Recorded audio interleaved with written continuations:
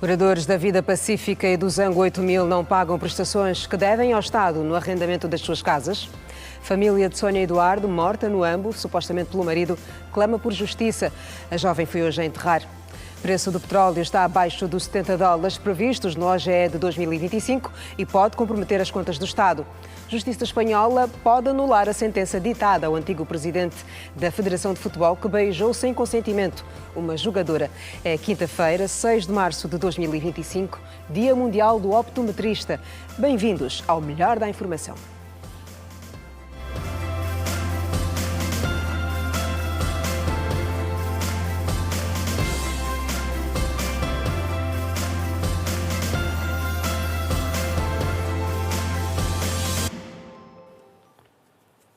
Olá, boa noite.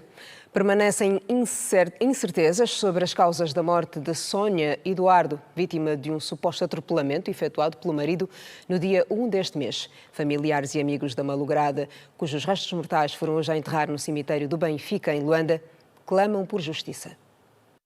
Nós queremos justiça! Nós queremos justiça!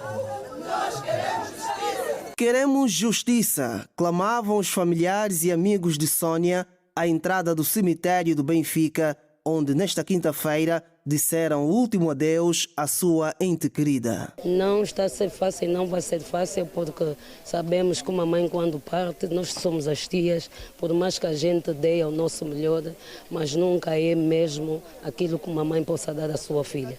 Tanto estão aí os filhos, nós temos outras responsabilidades, os miúdos têm que voltar para o campo e tudo aquilo é um vazio total e é um estrago irreparável. Leva o tempo que levar, mas a justiça tem que ser feita. Isso vai nos fazer muito bem. A transparência da causa de como a minha filha, a nossa filha, partiu deste mundo para outra eternidade. Não é concebível uma mãe, filha, amiga, irmã ser morta conforme a Sónia foi morta. Não sou a pessoa ideal, não estou em condições para dizer se foi realmente um atropelamento, porque do jeito que a nossa irmã, mana, amiga, companheira encontra-se, conforme está a ser enterrada, dá-nos muitas dúvidas, incertezas.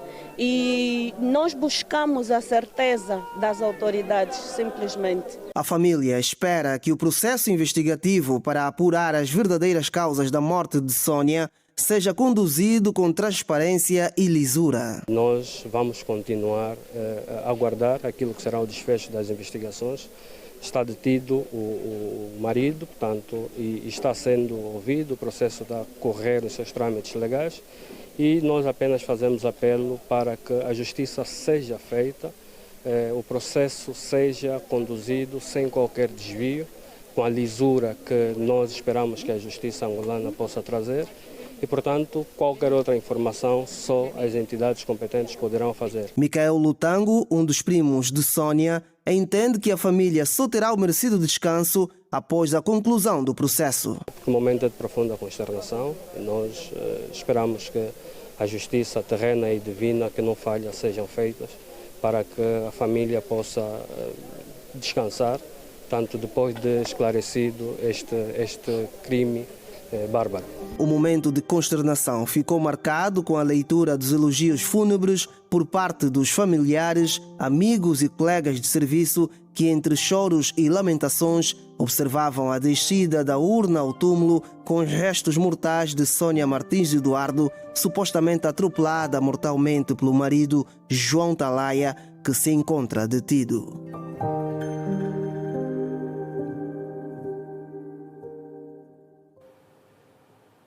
Os moradores do projetos habitacionais Vida Pacífica e Zango 8000, em Luanda, continuam sem pagar as parcelas das casas em que vivem. Em decorrência destas situações, o Conselho Nacional da Juventude reuniu-se hoje com os líderes de organizações juvenis e também com o Instituto Nacional de Habitação para chamar a atenção sobre os atrasos nos pagamentos. O encontro serviu para chamar a atenção aos jovens que não fazem os pagamentos das residências situadas nos projetos habitacionais Vida Pacífica e Centralidade 8000 no Zango. A perspectiva do encontro é apelar a que os líderes das organizações juvenis venham a mobilizar, sensibilizar todos os jovens que pertencem às suas organizações juvenis a que devem assumir a responsabilidade de pagarem as habitações que receberam do Estado, porque o Estado precisa ter dinheiro para que se venham a construir mais centralidades. Isaías Calunga disse que devido à crise econômica muitos jovens perderam os empregos e por isso o atraso nos pagamentos. Mas para melhorar a situação, o Conselho Nacional da Juventude tem mantido encontros com o Instituto Nacional de Habitação para que se troque as formas de pagamento de renda resolúvel para a renda urbana. O facto de termos muitos jovens que anteriormente tinham um emprego e declararam que podiam pagar as habitações ao título de 50 mil kwanzas, mas perderam os seus empregos fruto da conjuntura econômica mundial. Tanto nós, o Conselho Nacional da Juventude, estamos a trabalhar com o Instituto Nacional de Habitação e com o Ministério da Habitação para que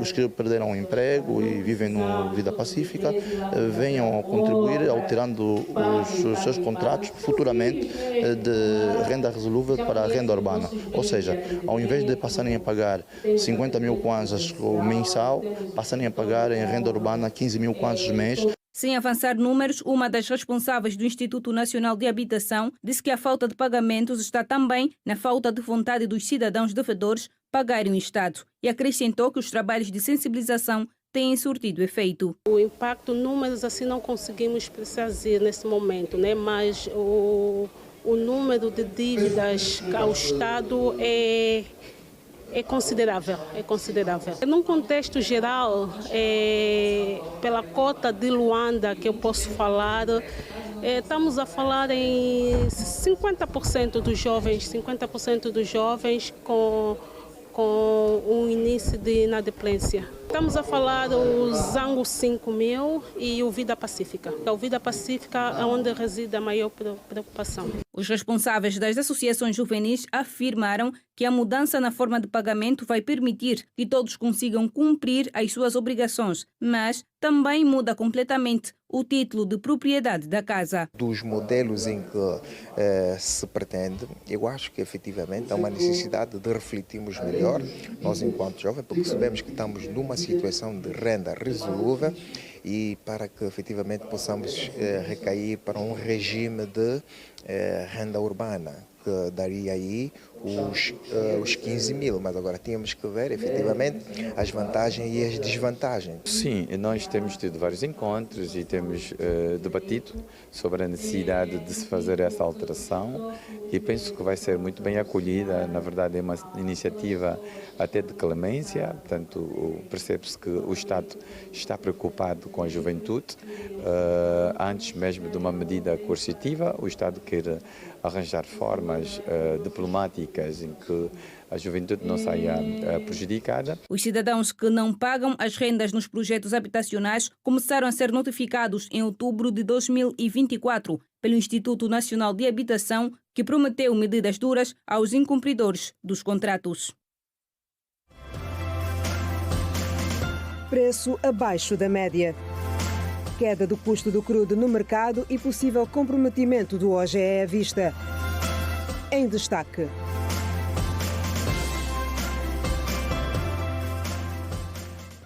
O presidente do Tribunal Supremo e do Conselho Superior da Magistratura Judicial, Joel Leonardo, inaugurou hoje o Tribunal da Relação do IJE. Na ocasião, foram empossados o juiz-presidente e a juíza vice-presidente do Tribunal da Relação do IJE.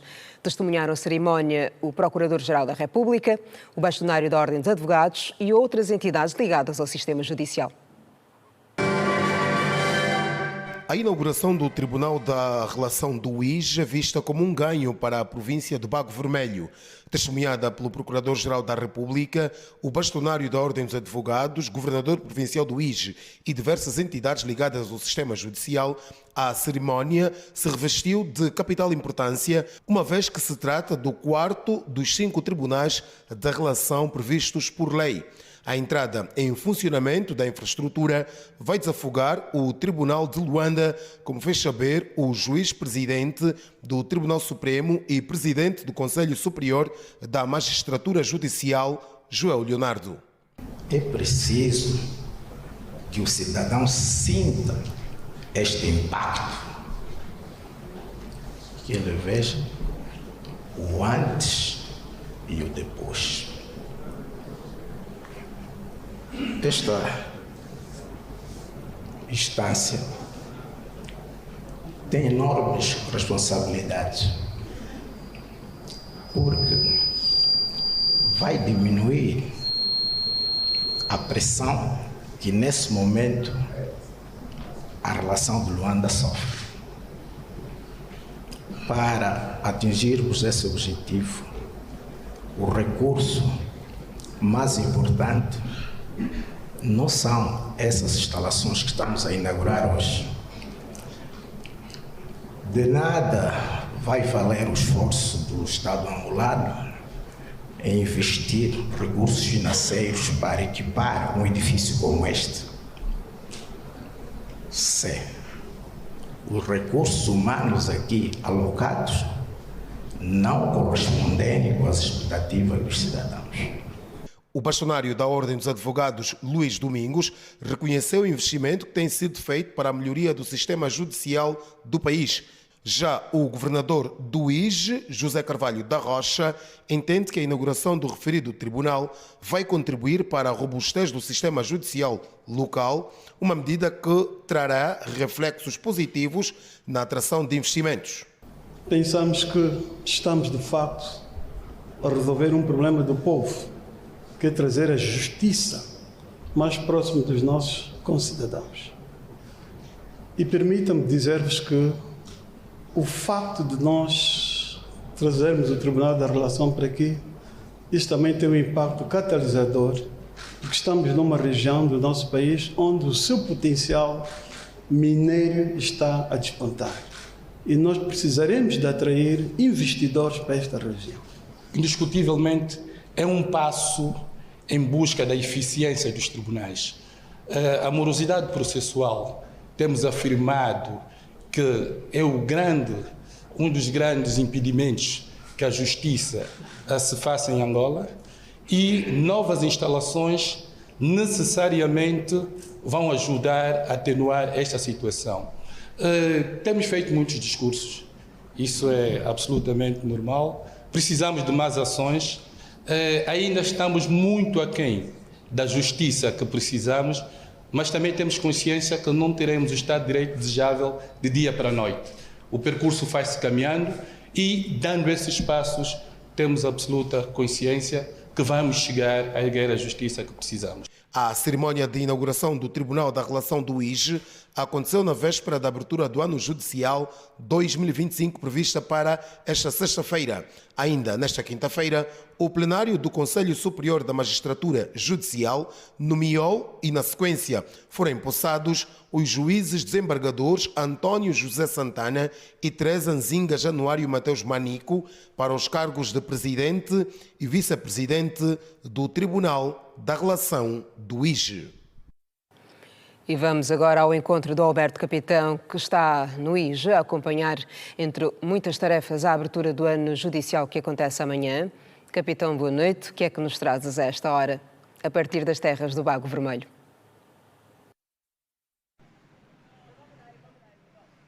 Viva, muito boa noite, Quina Santos, e a quem nos acompanha. A província do IJE está a ultimar os preparativos para acolher amanhã a abertura do ano judicial 2025, uma cerimónia que normalmente é marcada pela intervenção do juiz-presidente do Tribunal Supremo e também da Magistratura Judicial, Joel Leonardo, neste caso, do Procurador-Geral da República e também do bastonário bastonário da Ordem dos Advogados. Hoje, o dia ficou marcado pela inauguração do Tribunal da Relação do IJ, um tribunal que, com a sua entrada em funcionamento, deverá descongestionar os processos na província de Luanda. Ontem, o juiz presidente do Tribunal Supremo, João Leonardo, inaugurou o Tribunal da Comarca do município do Negage. Vamos rapidamente à conversa com o porta-voz do Conselho Superior da Magistratura, Correia Bartolomeu, que nos vai dar notas sobre o evento marcado para o dia de amanhã. Doutor Correia, muito boa noite. O que é que está programado para amanhã? Muito boa noite, caro jornalista, e boa noite a todos os telespectadores da televisão. Amanhã nós vamos realizar o ato solene de abertura do ano judicial 2025, uma cerimônia solene que conta com a participação de vários intervenientes. Em regra, nos termos da lei, o Presidente da República é que preside e deve intervir, é que faz a abertura do ano judicial.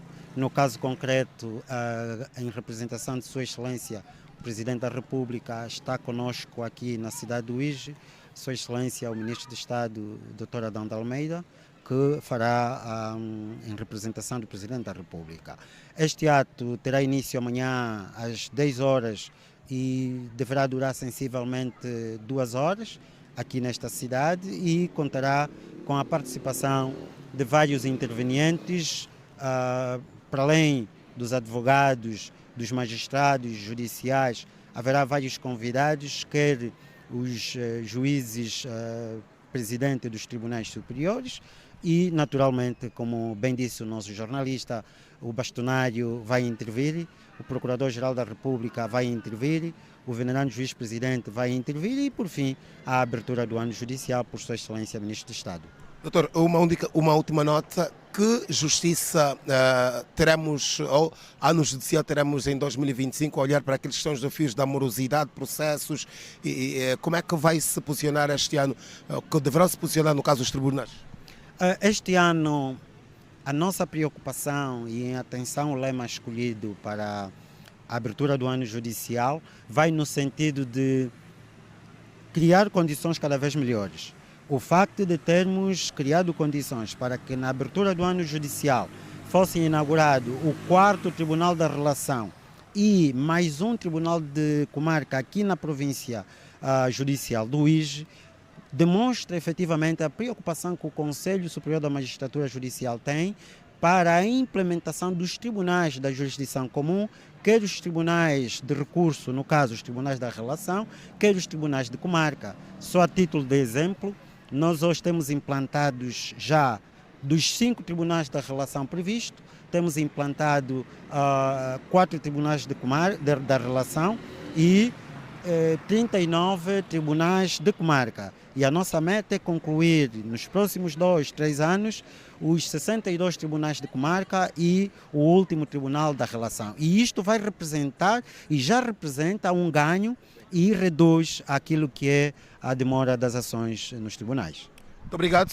Correia Bartolomeu, porta-voz do Conselho Superior da Magistratura Judicial. Está lançado o apelo para que amanhã os advogados, as atenções estejam viradas para a abertura do ano judicial 2025. Uma cerimónia que deve começar por volta das 10 horas, terá duração de aproximadamente 2 horas, com intervenções, como já aqui ouvimos, do venerando juiz presidente do Tribunal Supremo, que é igualmente o presidente do Conselho Superior da Magistratura, e em representação do Presidente da República deverá tomar a palavra o Ministro de Estado e chefe da Casa Civil, Adão de Almeida. Quina Santos, boa noite. Continuação de um ótimo giro ao seu jornal. Boa noite, Alberto Capitão, e contamos contigo então a partir de amanhã. O preço do Brent voltou a registrar mais uma baixa nesta quinta-feira. O barril está a ser comercializado nos principais mercados internacionais a 69,33 dólares, abaixo da média do preço de referência que está previsto no Orçamento Geral do Estado de 2025. Nas últimas sessões, o Brent tem apresentado uma tendência de queda. No dia 3 de março, o preço de fecho foi de 71,62 dólares, enquanto no dia 4, o barril fechou a 71,4 dólares, evidenciando uma redução contínua. Nesta quarta-feira, o Brent abriu as negociações a $70,99, registrando uma diminuição de 0,7% em relação ao preço de fecho do dia anterior, que foi de $71,4. Já nesta quinta-feira, o produto que é a principal referência das exportações angolanas abriu mais abaixo dos $70 o barril, no preço de $69,33. Numa altura em que a Organização dos Países Exportadores de Petróleo e seus aliados anunciaram planos para aumentar a produção a partir de abril, marcando o primeiro incremento desde 2022. A decisão visa equilibrar o mercado, mas tem gerado preocupações sobre um possível excesso de oferta, pressionando os preços para baixo. A recente imposição de tarifas pelos Estados Unidos da América sobre importações do Canadá, México e China afetou negativamente o mercado. As medidas podem desacelerar o crescimento económico global, reduzindo a demanda por combustíveis e impactando os preços de petróleo. Alguns analistas projetam que o preço médio do Brent em 2025 será de $76 por barril, uma queda de 5% em relação a 2024, devido ao excesso de oferta e às tensões comerciais. Luanda acolhe desde hoje e até o dia 8 de março a Feira da Mulher Empreendedora. O evento está a ser realizado pela Administração Municipal do Kazenga e surge no âmbito das comemorações do Dia Internacional da Mulher. No evento, mais de 1.500 feirantes irão expor diversos produtos, passando pela gastronomia, música e também literatura infantil.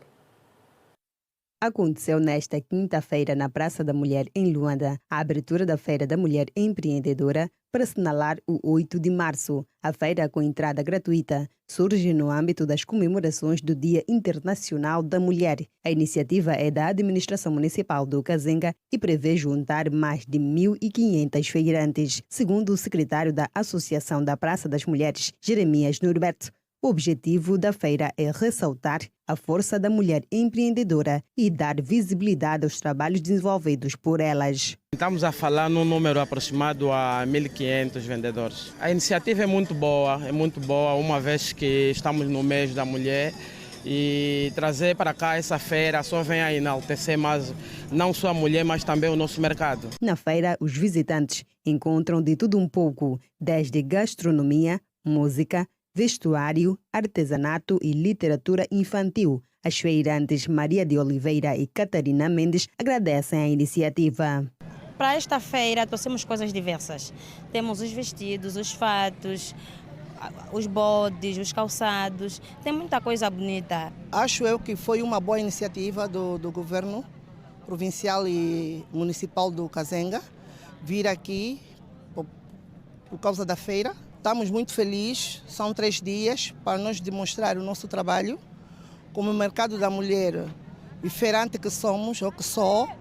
Gostei imenso e peço que as entidades todas vejam o nosso trabalho. Frequentadora assídua da Praça da Mulher, Dona Elizabeth Muondo, afirma que por conta da feira, os preços dos produtos estão mais baratos se comparados aos dias normais. Estou a gostar da feira, estamos com os preços acessíveis, nos outros dias tem preços mais elevados, mas hoje na feira temos preços mais acessíveis. Na ocasião, as vendedeiras Maria de Oliveira e Catarina Mendes deixaram para todas as mulheres uma mensagem. Creio a desejar que todas nós mulheres, um feliz Março Mulher, abraços solidários, paciência com nossos maridos em casa, porque somos mulheres mesmo vencedora, guerrilheira, e somos capazes de tudo. Sermos muito pacientes, como já somos as batalhadoras do país, termos paciência, que este mês de março vai ser diferente, que os outros meses têm que ter só muita calma,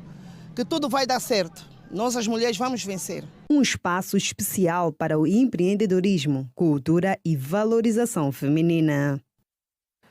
O Presidente da República, João Lourenço, concedeu hoje de manhã audiência ao CEO da Jeune Afrique Media Group, Amir Ben Yahmed. Amir Ben Yahmed está em Luanda no âmbito de múltiplos contactos relacionados com a atividade editorial do grupo de comunicação que lidera, da qual faz parte a conhecida revista Jeune Afrique. Recorde-se que a Jeune Afrique entrevistou o chefe de Estado, João Lourenço, numa matéria jornalística que é o tema central do número de março da referida publicação. De acordo com o Gabinete da Presidência da República, várias plataformas transmitiram há semanas o conteúdo da referida entrevista em versão audiovisual, fundamentalmente. A Comissão de Assuntos Constitucionais e Jurídicos da primeira Comissão da Assembleia Nacional coordenou a apreciação e discussão do regime jurídico do funcionário parlamentar.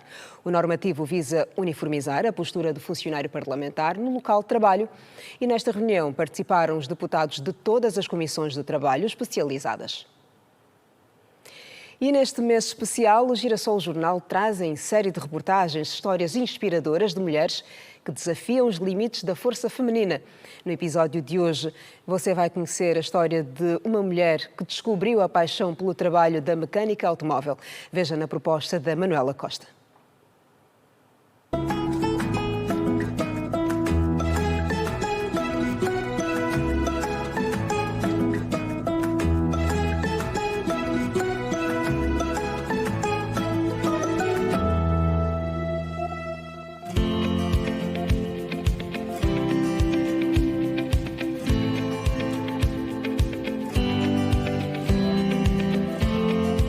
Bairro 11 de Novembro.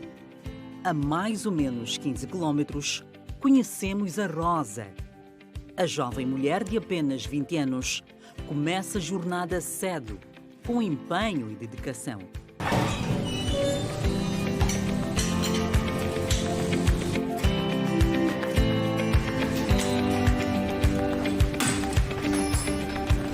Eu trabalho como mecânica de reparação de caixa de velocidade já há 4 anos, tirando o ano em que eu estava aprendizado. Antes, porém, de eu passar pelo curso de mecânica, eu já estava a aprender. Foi uma fase muito especial porque eu não sabia nada. Fui aprendendo desde o início ao fim, que o início que é os números das chaves, e até quando eu fui descobrir as avarias e tudo mais. Com jeito, ela abre a caixa de velocidade. A componente mecânica que transmite potência ao motor para as rodas do veículo é a sua favorita. O trabalho não é fácil e muitas vezes custa o sangue. Dá-lhe jeito. É comum. É normal aqui. É neste cenário que diariamente a Rosa desempenha a sua atividade.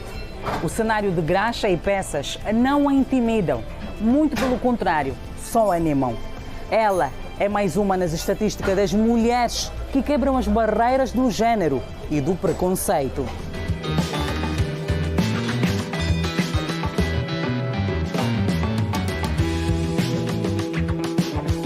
A carreira conseguida por puro gosto nem sempre foi fácil. Já chorei por não conseguir montar um carreto, mas depois aprendi e foi a fase de aceitação dos clientes. Ainda foi algo muito estranho. E as pessoas, quando me viam, mulher aqui, uns gostavam, outros criticavam, mas a maior parte gostavam. Uns só diziam, mulher aqui não vai demorar, vai desistir. E eu continuei para provar o contrário. Mas hoje, Rosa se mostra orgulhosa. É muito bom, porque eu sou chefe deles. Eles me vejam como uma prioridade.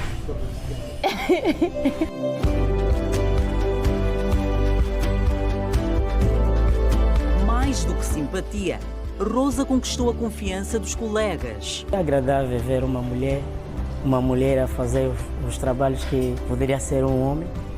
E é louvável. A presença dela nos faz bem. Tendo só a única menina na oficina, e com conhecimentos diferentes de nós, é louvável. Rosa é a única mulher da oficina. E apesar das diferenças, aqui o trabalho corre de forma harmoniosa, mesmo nos chamados aqueles dias da natureza feminina. Muitas das vezes ela, quando não está bem disposta assim, fica no cantinho dela, está aí às vezes no escritório sentada. E nós temos aquela tendência, às vezes, de chegar lá, querer brincar com ele, ela chama mesmo aquela atenção, nós não estamos bem para brincar. E se você voltar a repetir 2, 3 vezes, ela se exalta, grita logo. Uma jovem muito batalhadora. Ela é alguém que trabalha, parece ser homem.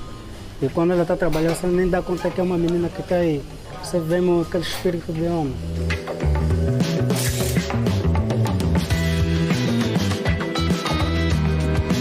E como ela mesma diz, se tem lucro, não há caixa que sobra. Todo esforço vale a pena. Se eu tiver com uma boa disponibilidade e tiver cliente, e fala o dinheiro. 1 mais 3, 4, depende da garra naquele momento. Vamos indo.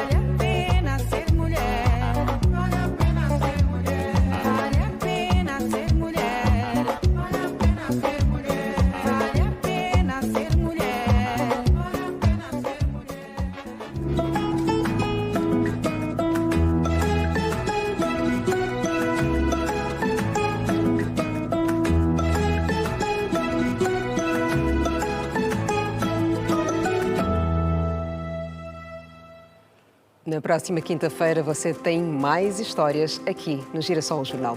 No próximo bloco, veja o melhor do desporto no país e além fronteiras. Veja ainda a possibilidade de anulação da sentença contra Rubiales em Espanha. Voltamos a seguir, não saia daí. Até já.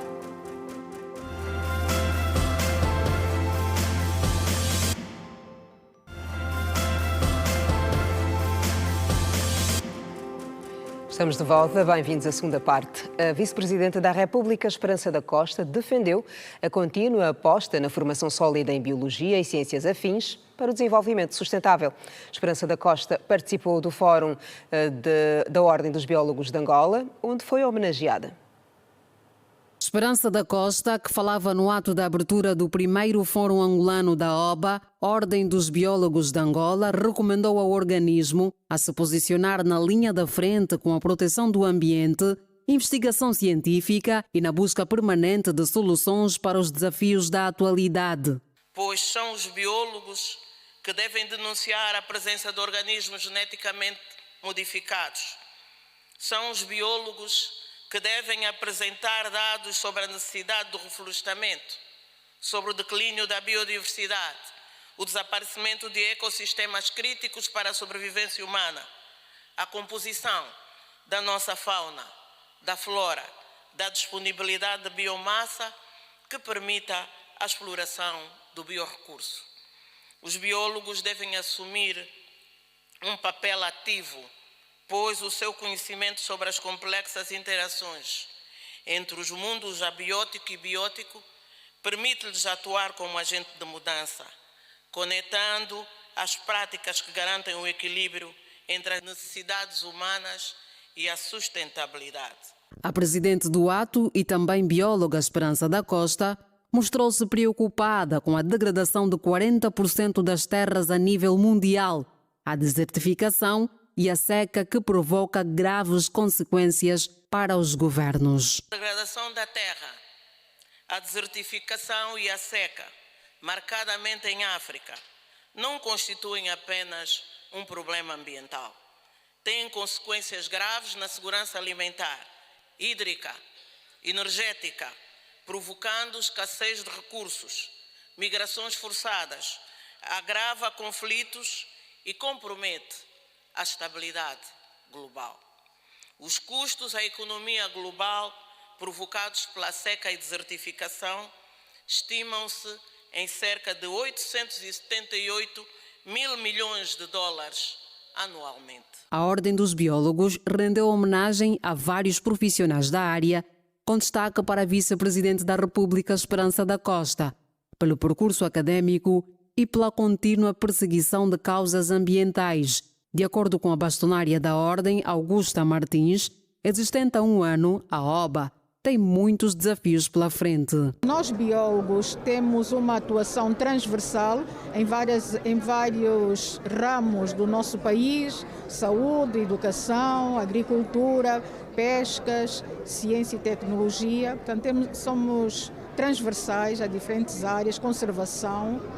Este é o nosso principal desafio, estarmos sempre presentes, portanto, nestas áreas de atuação e conseguirmos um desenvolvimento sustentável do nosso país. O Fórum da Ordem dos Biólogos de Angola, que reuniu especialistas angolanos e provenientes de Moçambique e Portugal, discutiu vários temas com destaque para o papel do biólogo no reforço dos sistemas alimentares. E temos vindo também a proceder ao intercâmbio de investigadores de ambas as instituições, tanto na área da meteorologia como na área das pescas e ultimamente também no controle da qualidade do pescado. E isso é também uma área muito importante, porque é garante também da saúde pública, como a senhora Vice-Presidente ainda há pouco citou.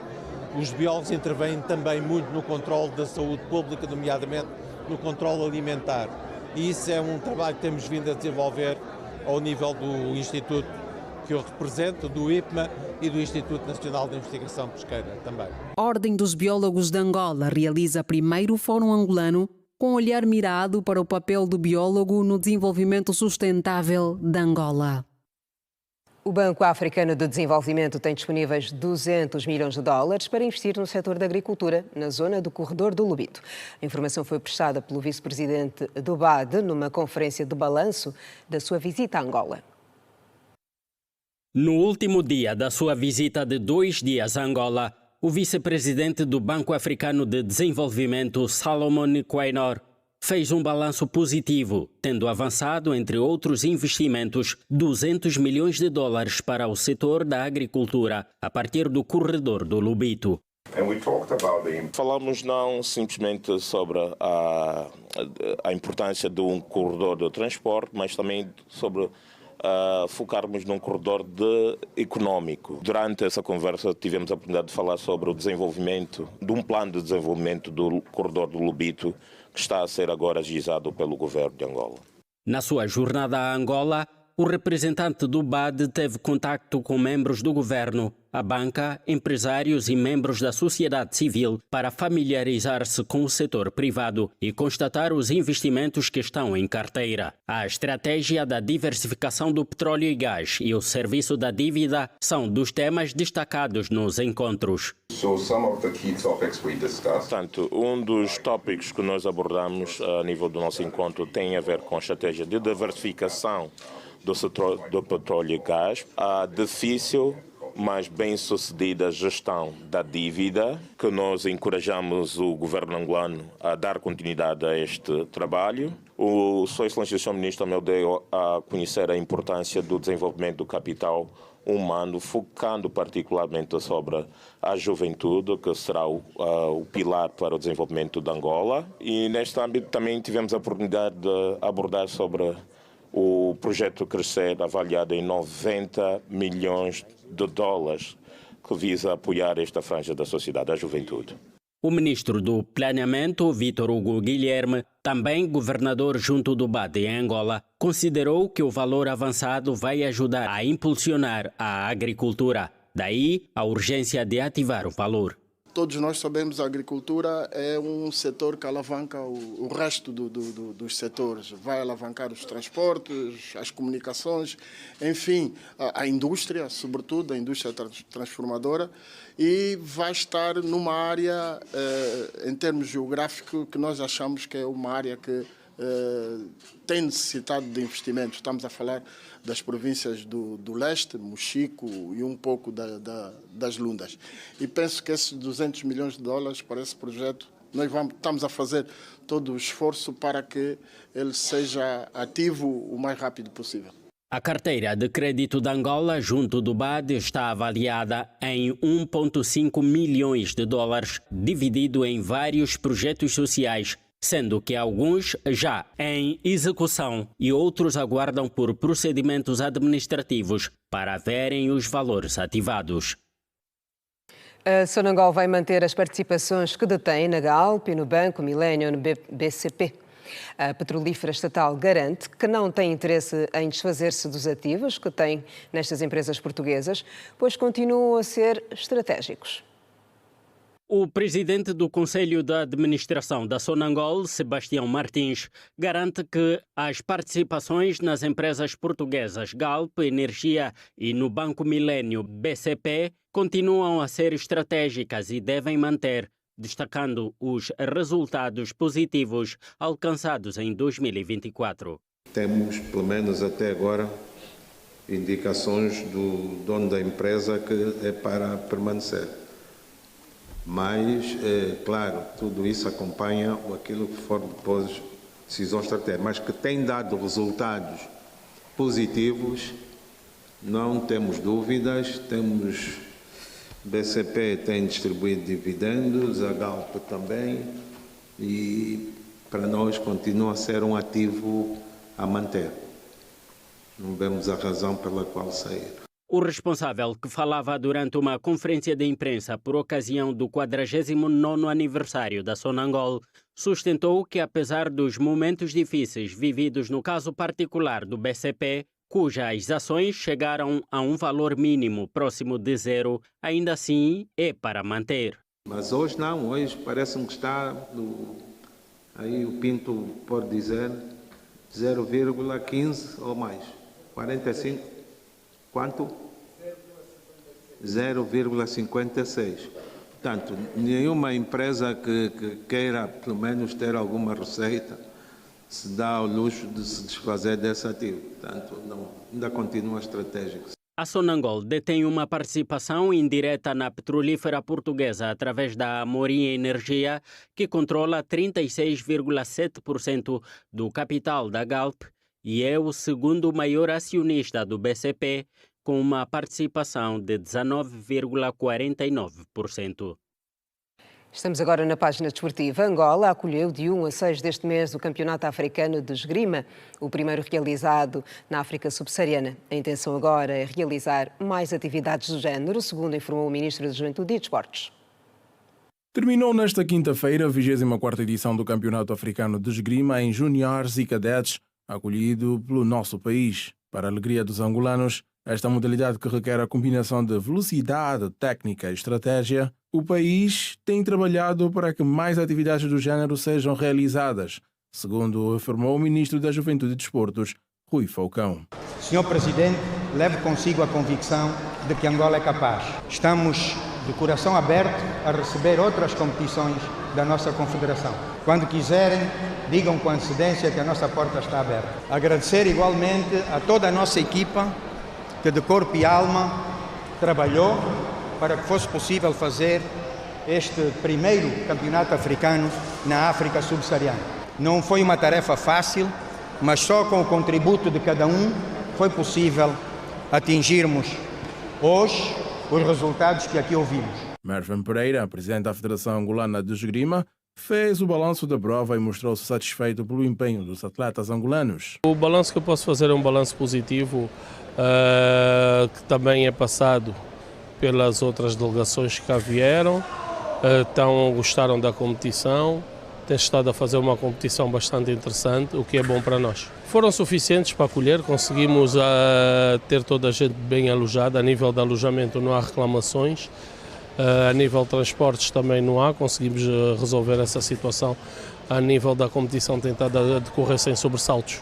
Eu acredito que não foi mal todo porque conseguimos melhorar os lugares que nós tínhamos a nível de ranking a nível do ranking internacional. O último africano por equipas ficámos em sexto, este ano ficámos em quarto. A nível individual, o atleta angolano que tinha a melhor classificação era 19º, passou para sexto este ano e por isso foi positivo. E por falar em atletas, os nossos mangolês mostraram-se felizes por fazer parte dessa competição, chegando até o pódio, com a jovem Sara Pereira a falar pelos nossos atletas. Tem sido muito bom, um balanço bem bom e temos evoluído bastante. Nós temos competido a espada e atualmente, hoje no caso, competimos por equipas cadetes feminino sabre e foi muito bom. Foram 12 países participantes deste africano de esgrima, com o Egito a ser o país mais medalhado. Disputou-se em vários estilos como florete, espada e sabre. Recordo que foi uma atividade enquadrada no âmbito das festividades dos 50 anos de independência de Angola. Pululo, Jorge da Silva e André Vidigal podem ver adiadas as suas estreias com a camisola da Seleção Nacional. Em causa está a demora no tratamento dos documentos nacionais.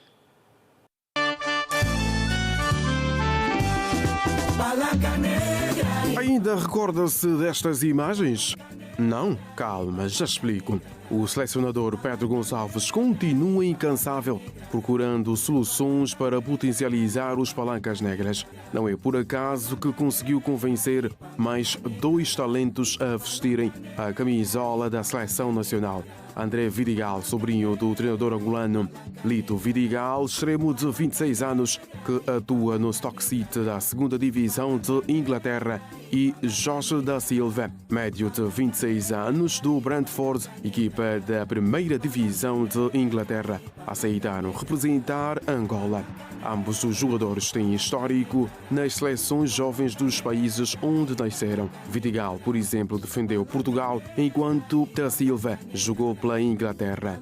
Os 2 atletas podem trazer suas experiências e qualidades para fortalecer a seleção nacional, mas o que pode inviabilizar a chegada dos jogadores é a questão dos documentos. Segundo a nossa fonte próxima à Federação Angolana de Futebol, os 2 jogadores precisam urgentemente de tratar o bilhete de identidade e o passaporte angolano para que possam vestir a camisola de Angola. A fonte avançou ainda que a FAF pediu aos órgãos competentes para acelerar o processo. Da Polónia também vive a mesma situação e pode, por enquanto, não ser chamado na próxima convocatória de Pedro Gonçalves. Pululo está com 16 golos e 4 assistências no campeonato polaco. Além disso, está na disputa pela artilharia da Liga Conferência da UEFA, com 6 golos, empatado com o espanhol Marc Guiu, do Chelsea. E o médio Ari poderá ser um dos ausentes do 1º de agosto na recepção académica do Lobito para a jornada 20 do Girabola. Depois do empate na jornada passada, a equipa militar só pensa nos 3 pontos no duelo do próximo domingo. Nesta quinta-feira, a nossa equipa de reportagem esteve no quarteirão militar para constatar mais uma sessão de treinos que, segundo o treinador adjunto Edgar Jerónimo Stopirá, vão fazer de tudo para que os pontos fiquem em casa. Estamos a nos preparar para realizarmos um bom jogo. Sabemos que o adversário é um adversário difícil. Quando chega aqui em Luanda e contra nós corre muito. É um adversário muito aguerrido, é um adversário que não baixa a cabeça. Então estamos a nos precaver com relação a isso para com que nós alcançamos os nossos objetivos, não é? Queremos ganhar esse jogo, visto que o jogo passado tivemos um empate, então nós queremos ganhar esse jogo. Notamos também uma baixa e trata-se do jovem médio Ari, que não terminou o treino por ter alguns problemas físicos. Stopirá explicou do que se trata e garantiu que, se tudo correr bem, o atleta será a opção no próximo duelo. O Ari, de princípio, está a treinar condicionado, né? Tem uma dor no tornozelo, então não terminou o treino porque preferimos poupá-lo, não é? Para ver se chega até o sábado em condições para dar o seu contributo. Como sempre, que aparecem em massa para nos apoiar nos momentos mais difíceis. Nos momentos alegres, todos nós queremos, mas no momento mais difícil, porque sabemos que vamos ter momentos difíceis, então queremos que eles nos ajudam nesses momentos. A equipa do 1º de agosto recebe neste domingo a Académica do Lobito no estádio 22 de junho às 16 horas. Os militares ocupam a 3ª posição do Girabola com 37 pontos. O Ministério Público Espanhol pede a anulação da sentença do caso que ditou que o ex-presidente da Federação Espanhola de Futebol devesse pagar mais de 13 mil euros à jogadora beijada à força, Jenny Hermoso.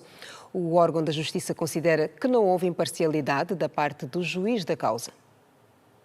Luís Rubiales foi condenado a pagar mais de 13 mil euros no caso de agressão sexual depois de ter sido acusado de beijar sem consentimento a jogadora de futebol Jenny Hermoso na cerimónia de premiação quando a seleção feminina de futebol de Espanha conquistou o Mundial da modalidade. Entretanto, a sentença foi contra a expectativa do Ministério Público, que inicialmente pediu 2 anos e 6 meses de prisão para o antigo presidente da Federação Espanhola de Futebol. Sem condenação à prisão para o Ministério Público, A sentença, uma multa em valores monetários, deve ser revista e o julgamento repetido. A procuradora adjunta do Ministério Público considera que a repetição do julgamento permitirá que sejam admitidas provas que foram indevidamente negadas e feitas perguntas que foram rejeitadas durante o julgamento. Segundo a imprensa espanhola, o Ministério Público acusa o juiz de ter demonstrado durante toda a audiência um comportamento que compromete, no mínimo, a aparência de imparcialidade e acrescenta que o magistrado judicial permitiu que o acusado e a defesa conversassem, mesmo quando não podiam. No próximo bloco, as notícias além das nossas fronteiras e ainda a homenagem a Dom José Manuel Imbamba no Mochico. Eu volto a seguir, não saia daí. Até já.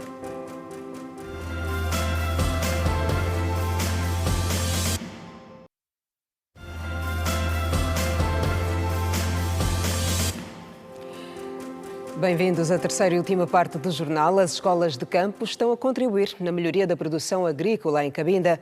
A iniciativa é do projeto Cadeia de Valores, que tem vindo a financiar muitos agricultores na província.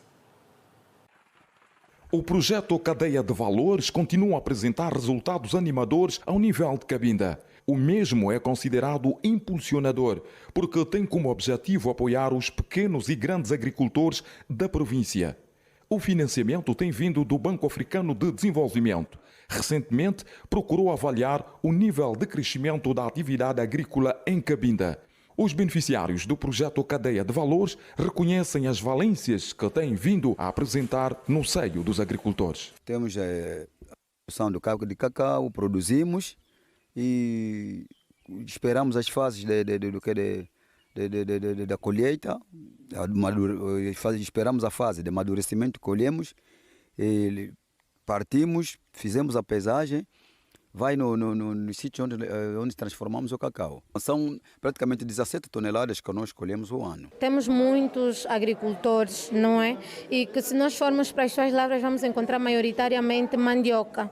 Então, primeiro é que já encontramos aqui a matéria-prima, não é? E tendo em conta aquilo que é o valor nutricional, contribuindo assim naquilo também que é a redução da desnutrição das famílias, então contribui sim para aquilo que é o desenvolvimento das famílias. José Fernandes, coordenador do projeto, disse que o retorno até aqui tem sido bom. As escolas do campo estão a ajudar bastante os agricultores em termos de conhecimento, para além do financiamento que recebem para desenvolver as iniciativas. O retorno que tivemos da visita do representante do Banco Africano de Desenvolvimento e mesmo as autoridades locais do governo é acima da expectativa. Aliás, como viram desde ontem, foram visitadas as escolas de campo, que hoje é uma metodologia de assistência técnica e extensão rural que o governo de Angola, através do Ministério da Agricultura e Floresta, do Instituto de Desenvolvimento Agrário, utiliza para a promoção daquilo que é o sistema de cultivo no setor da agricultura familiar. Ainda foram visitadas as infraestruturas de reabilitação das estradas secundárias e terciárias. Paralelamente a isso, visitamos os produtores de cacau no município de Bucuzal e o que foi nos dado a ver, de facto, há uma resposta muito positiva do lado dos produtores da cultura do cacau e há indícios muito positivos sob o ponto de vista do impacto econômico da cultura do cacau na província de Cabinda. No final dos trabalhos, o representante do Banco Africano de Desenvolvimento gostou do que viu e ouviu e assegurou que o financiamento vai continuar para o bem dos agricultores. Estamos realmente muito satisfeitos, particularmente satisfeitos com o progresso que foi feito desde 2021, 2022. E como se o projeto recomeçasse, fosse verdadeiramente arrancasse em 2022. O valor total, para responder a sua pergunta, é de 123 milhões de dólares, tudo o projeto, do quais 101 são financiados com recurso do Banco Africano de Desenvolvimento e 22 são um cofinanciamento do governo de Angola. O projeto Cadeia de Valores continua a apresentar resultados animadores no seio dos agricultores em Cabinda. O governador do Mochico, Ernesto Mangali, inaugurou hoje a escola Dom José Imbamba. Em homenagem ao bispo da Ciasta, a infraestrutura teve apoio à construção da petrolífera Sonangol. Dom José Imbamba, Uma escola em homenagem ao arcebispo da Ciaste foi inaugurada nesta quinta-feira pelo governador do Mochico, junto a representante da Sonangol, o patrocinador da construção. Sonangol, em princípio, atende às necessidades do país, né, desde que os projetos sejam bem fundamentados e que realmente respondam aquilo a que é os critérios da Sonangol. E, em princípio, este projeto foi concebido para ser implementado por fases. Portanto, esta é a primeira fase, tem outras fases para este projeto, em princípio. Quanto a outros, há sempre essa possibilidade, né? Mas, de momento, o foco é este local onde nós estamos. Qual o valor de financiamento desse projeto? Perto de mais ou menos $400 mil. O novo estabelecimento de ensino conta com 9 salas de aula, incluindo uma sala de informática, oferecendo melhores condições para a educação dos petizes. Não sei se sou merecedor desta homenagem, mas sinto-me deveras lisonjeado. Para mim, a educação, o ensino é a pedra de toque para aquela transformação profunda que todos nós desejamos, para que as crianças que daqui saírem possam dar, de facto, conta de tudo aquilo que aprendem, não só como instrução, mas sobretudo como humanidade. Ernesto Mangala afirmou que a escola representa um compromisso importante para o futuro das crianças. Celebramos não apenas a inauguração de uma escola, mas a afirmação de um compromisso. O compromisso com o futuro das nossas crianças. Aqui no nosso Mochico, onde os desafios são tantos quanto as oportunidades, sabemos que cada infraestrutura inaugurada representa mais do que cimento e tijolos, onde o conhecimento será a ferramenta principal para vencermos as dificuldades que ainda persistem. Mais de 400 alunos, anteriormente fora do sistema de ensino, agora terão acesso à educação por meio deste projeto que visa melhorar a qualidade da alfabetização das crianças.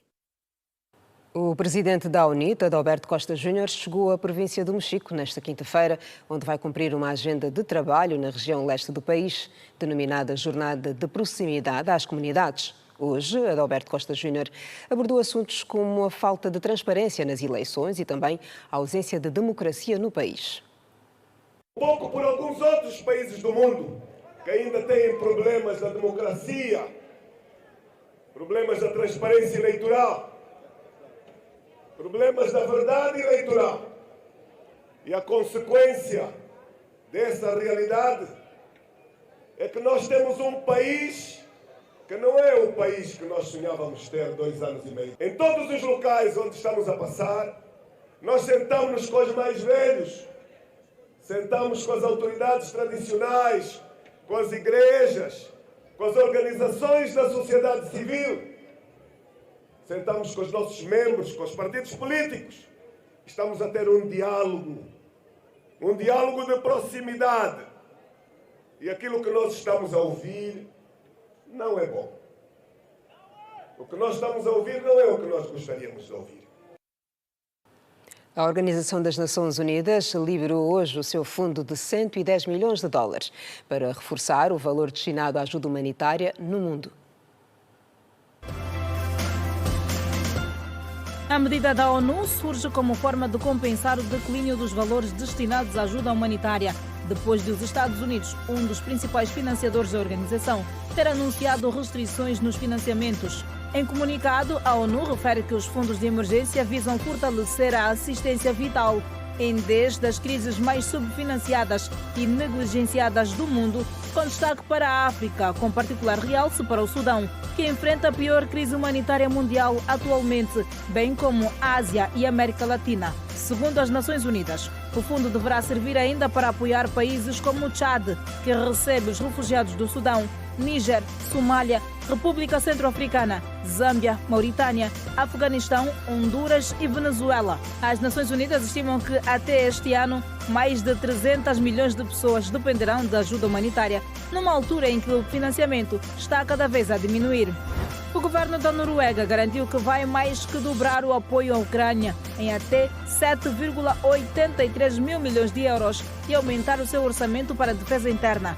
A medida anunciada pela Noruega enquadra-se nos esforços para garantir que a Ucrânia continue a resistir à Rússia, que invadiu o país governado por Volodymyr Zelensky em 2022. Um esforço que se entende que deve ser cada vez mais coletivo e na tentativa de se procurar cada vez mais demonstrar apoio à Ucrânia, numa altura em que os Estados Unidos colocaram restrições à sua ajuda ao país europeu. Os líderes do velho continente reafirmaram nesta quinta-feira, em Bruxelas, capital da Bélgica, o seu suporte à Ucrânia e asseguraram que vão garantir mais, visando um mundo melhor. Na cimeira de Bruxelas, o primeiro-ministro polaco afirmou que a Europa deve aceitar a corrida armamentista e vencer, numa altura em que os Estados Unidos cortaram ajuda militar ao país europeu. O governante sublinhou que a Europa como um todo é realmente capaz de vencer qualquer confronto militar, financeiro e econômico com a Rússia. Já o presidente do Conselho Europeu, António Costa, disse que a reunião dos países em Bruxelas é para defender a Ucrânia. O primeiro-ministro português Luís Montenegro, que vê o governo que lidera em risco de ser derrubado, deu a entender que em caso de eleições antecipadas, nada se vai alterar no PSD e vai continuar à frente do partido na corrida à liderança do governo. Montenegro lidera um governo que pode ser derrubado se for rejeitada a moção de confiança intitulada Estabilidade Efetiva com Sentido de Responsabilidade, que deve ir à votação na próxima terça-feira. Partidos da oposição acusam Luís Montenegro de ser responsável pela atual crise que se vive em Portugal. Entretanto, Pedro Santos afirmou através de uma publicação na rede social X que o primeiro-ministro não tem culpa, que o ambiente atual é a culpa de um político específico e afirmou que os jornalistas fizeram o seu papel. E hoje ficamos por aqui. Na sequência deste jornal você vai acompanhar um debate especial a abordar o estado da justiça no país, por ocasião da abertura do ano judicial que acontece amanhã na província do Ige. O debate vai acontecer no nosso auditório, hoje com plateia e com a condução do jornalista João Alves. Gratos pela companhia de sempre. Boa noite. Fique bem.